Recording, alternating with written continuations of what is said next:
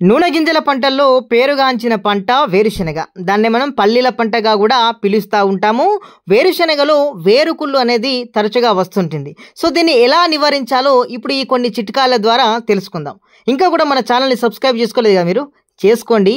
ఇక్కడ మనకు సంబంధించినటువంటి అనేక రకాల వ్యవసాయ సమాచారం దొరుకుతుంది. ఇక ముఖ్యంగా టాపిక్లోకి వెళ్ళిపోదాం.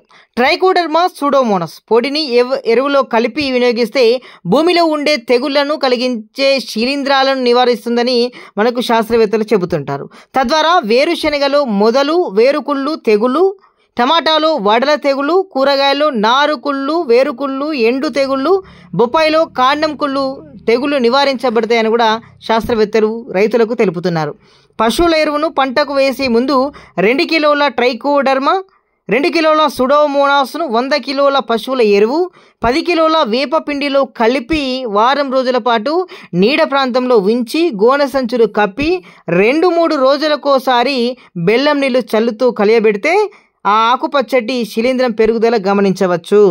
ఈ ఎరువును భూమిలో వెదజల్లి దుక్కి చేసుకొని పంట సాగుకు ఉపక్రమిస్తే ట్రైకోడర్మా సూడోమోనాస్ నేలలో అభివృద్ధి చెంది తెగుళ్ళు రాకుండా చేస్తాయని కూడా శాస్త్రవేత్తలు చెబుతున్నారు. ఈ యొక్క చిట్కాను పాటించండి.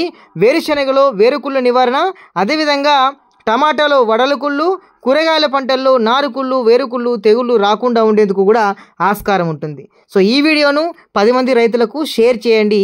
ఈ విలువైన సమాచారాన్ని కూడా పాటించాల్సిందిగా కోరుచున్నాము.